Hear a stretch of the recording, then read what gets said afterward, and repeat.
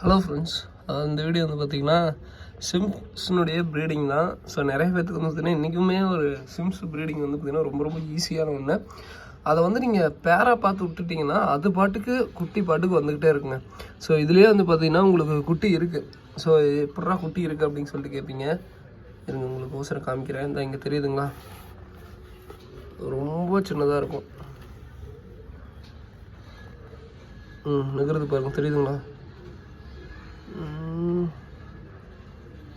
சரி, இது போல் அந்தளவுக்கு தெரில. இங்கே பாருங்கள், ரெட் கலர் சிம்பே இருக்குது, தெரியுதுங்களா? ரொம்ப ரொம்ப ரொம்ப குட்டியாக இருக்கும் பாருங்கள். எந்த அளவுக்கு குட்டியாக இருக்குது பாருங்கள். இதை வந்து பிடிச்சி வளர்த்துறதுங்கிறதே ஒரு பெரிய இதுதான். பட் ஆனால் ஈஸி மெயின்டெனன்ஸ் தாங்க சிம்ஸை பொறுத்த வரைக்கும். தண்ணி மட்டும் செட் ஆச்சுன்னா, சிம்ஸில் பொதுவாக மீன்களுக்கே தண்ணி செட் ஆச்சுன்னா அது மாதிரி ஒரு க்ரோத்து வேறு எதுக்குமே இல்லை.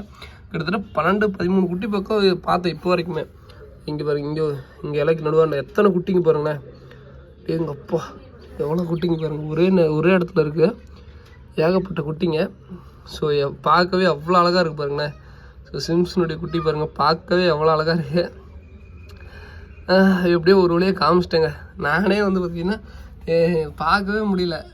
இதுக்குள்ளே நிறைய பிளட் பாம்ஸ் போட்டிருக்கேன். அதுக்கப்புறம் வந்து பார்த்திங்கன்னா அந்த மொய்னா கல்ச்சர் செம்மையாக கல்ச்சர் ஆகிருக்குங்க. நான் கொஞ்சமாக ஊற்றி விட்டேன், சும்மா மொய்னா கல்ச்சர் அது பயங்கரமாக கல்ச்சர் ஆகிருக்கு. ஸோ மொய்னா ஒரு ஆஃபர் போடலான்றேன். அடுத்த வீடியோ பாருங்கள், செம்மையாக கல்ச்சர் ஆகிருக்குங்க மொய்னா. ஓகேங்களா? ஸோ அதே மாதிரி இது நேச்சுரலாக மொய்னா உற்பத்தி ஆனது தான், ஒன்றும் இதாக ஆர்டிஃபிஷியலாக உற்பத்தி ஆனதில்லை. நேச்சுரலாக ஒரே ஒரு இதை மட்டும் போட்டு விட்டேன். ஒரே ஒரு மொய்னா ஒரே ஒரு 2 பூச்சி மட்டும் போட்டு விட்டேன், நல்லா கல்ச்சர் ஆகிடுச்சு. ஸோ அதுக்கப்புறம் வந்து பார்த்திங்கன்னா சிம்ஸு ஏகப்பட்ட குட்டி போட்டிருக்குங்க. எங்கள் அப்பா இவ்வளோ குட்டி.